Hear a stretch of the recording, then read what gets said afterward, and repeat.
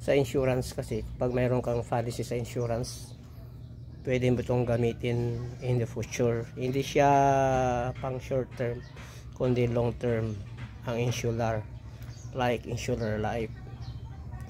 So payable ka ng 10 years, waiting ka ng 1 year, pwede mo nang magamit yun.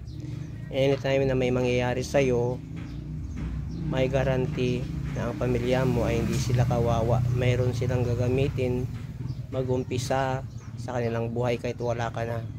Lalo na sa mga breadwinner o sa father o sa mother, pwede rin ito sa mga anak. Ano man ang klase ng trabaho nyo, pwede kong i-recommenda ang insular life para sa inyong pamilya. Nakasave na ang future mo, magagamit mo ito balang araw sa inyong pagtanda.